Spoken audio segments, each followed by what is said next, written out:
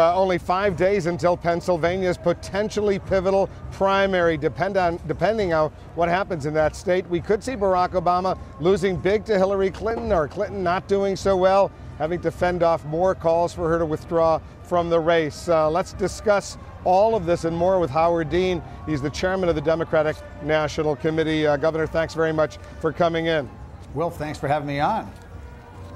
What do you think Hillary Clinton should do if she loses in Pennsylvania, or even if she squeaks by with a very narrow win, given her being behind in pledged delegates pretty significantly, at least going into Pennsylvania? Well, my job is not to be a pundit. My job is to make sure that everybody gets treated fairly in this process, and that does not include making decisions about when people stay in the race and when they get out. So, I'm confident that we have two great candidates. They're going to work hard.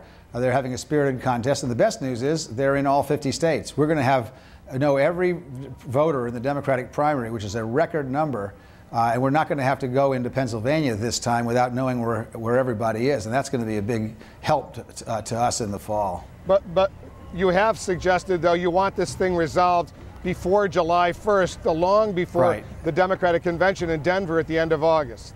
That's right. And that is really, there's about 65, roughly, percent of the superdelegates have voted.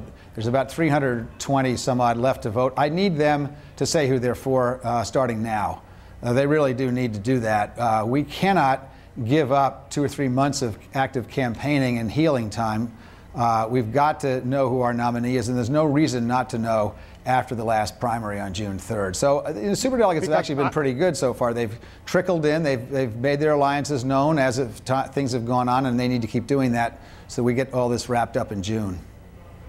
Should they make their decisions, these undecided superdelegates, and even those who've made up their minds, they're free to change their minds, obviously, based on the popular vote, the pledged delegate count, the electoral college states, the most states won, or whatever's in their gut, who they think is most electable? The rules say they should vote their conscience, and I think that's a pretty good advice. My job is to enforce the rules. You can agree with them or not agree with them, but they're going to vote their conscience, and I think that's what they're called upon to do. You know, what's really, I guess, so to a lot of the pundits, surprising is how well John McCain does in these hypothetical matchups against either Hillary Clinton or Barack Obama in some key states. We'll put some numbers up. You can see them in Michigan right now. Either way, it would be fairly competitive.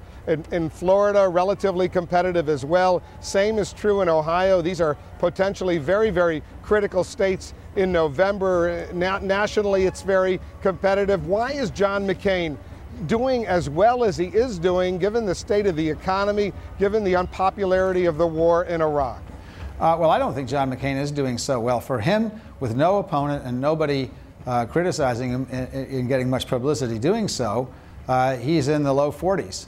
Our candidates are having a really spirited contest, and they're in the low 40s. When people know John McCain, when they know that he just proposed $8 billion worth of spending, essentially tax cuts, without saying how he's going to pay for it, it appears that he's just another 4 years of George Bush. That's what we got from George Bush, 100 years in Iraq. Well, I don't think people are going to sign on to that platform. So I said for a long time the polls don't mean anything right now in terms of November, and I'll be consistent and say it again. I'm not worried about the polls. What I want is a fair process to name a good Democratic nominee, which I'm convinced we're going to have.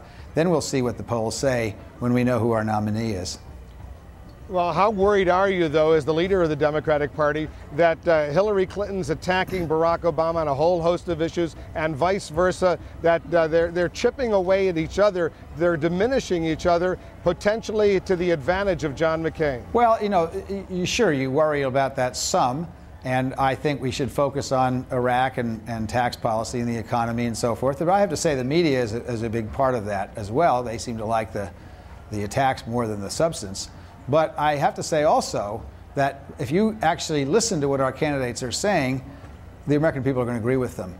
They do not want to continue George Bush's give everything to the millionaires or gazillionaires tax policies and run up huge deficits. They do not want to continue the war in Iraq when we need so much help here at home and American jobs are being lost. They do believe that we ought to join every other democracy in the world and have health care for all our people, which John McCain has voted against and said he doesn't support. John McCain is just completely out of step with where the American people are. And I think at the end we're going to win. And John McCain is just a step backwards, and the American people are looking for a step forwards. Governor Dean, thanks for coming in. Wilf, thanks for having me on.